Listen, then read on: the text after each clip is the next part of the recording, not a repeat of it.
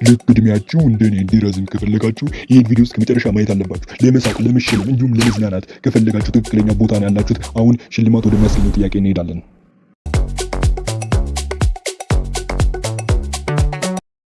ለጥያቄዎቹ መልስ ይሆናል ብላችሁ የምታስቡትን ኮሜንት ላይ አስቀምጡልን። እኛ ለሁለት እድለኞች ትክክለኛ ለሚመልሱ ማለት ነው መርጠን የምንሸልም ይሆናል። አሁን ወደ ቪዲዮቹ እንገባለን። ፈታ ዘና በሉልን። በነገራችን ላይ ለጥያቄው መልስ በጣም ከከበዳችሁ ማለት ነው በቪዲዮ መጨረሻ ላይ የምታገኙት ይሆናል። አሁን ወደ ቪዲዮ ይኸውልህ ነገር ያለው ከዚህ በኋላ ይሄንን መጠጥ የሚባል ነገር ማቆም አለብህ። አንቺ ሜካፕ መጠቀምሽን የምታቆሚ ከሆነ ምን ችግር አለው? እኔ እኮ ቆንጆ ሆኜ እንድታይ ነው ሜካፕ የምጠቀመው። እኔም እኮ የምጠጣው ቆንጆ መስለሽ እንድትታይኝ ነው።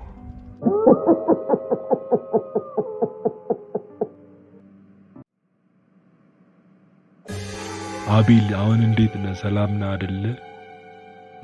ያው ከባለፈው ትንሽ ለውጥ አለው፣ ምንም አይደል።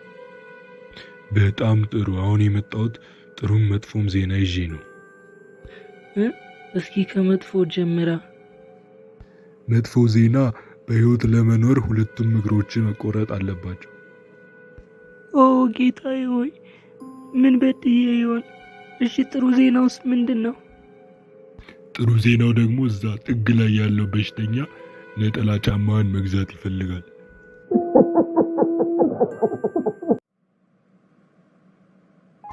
ያው በባንካችን ውስጥ ለመቀጠር አመልክታ እንደመጣ እዚህ ሲቪን ምናምን አይቻቸዋለሁ። አሁን አንዳንድ ጥያቄዎችን ጠይቃለሁ። ምንም ችግር የለም፣ ሁሉንም ነገር ተዘጋጅቼ ነው የመጣሁት። እሺ የመጀመሪያው ጥያቄያችን የሚሆነው የወለድ አይነቶች ስማቸውን ትነግረኛለህ? የወለድ አይነቶች አንደኛ ልብ ወለድ፣ ሁለተኛ ደግሞ አየር ወለድ። በል ተቀጥራል። በመጀመሪያ ደሞዝ ለልጅህ አቦለድ ትገዛለታለህ።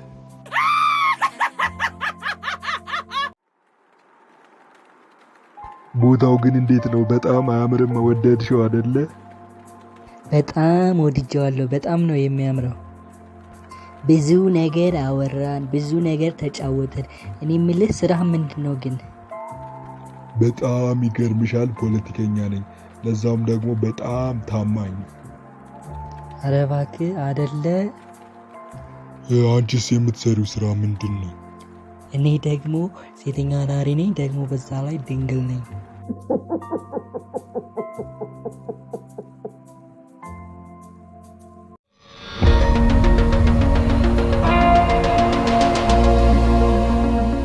ለመርዝ አልሞት ስል በሳቅ ልትገለኝ ነው አላለችኝም መሰለህ? ምን ሆነሽ ነው አሁን በዚህ ሌሊት እንደዚህ የምታለቅሽው? አሁን ደህና ተኝተሽ አልነበር እንዴ? የአንተ ጥያቄ እንደው ማለቂያ የሌለው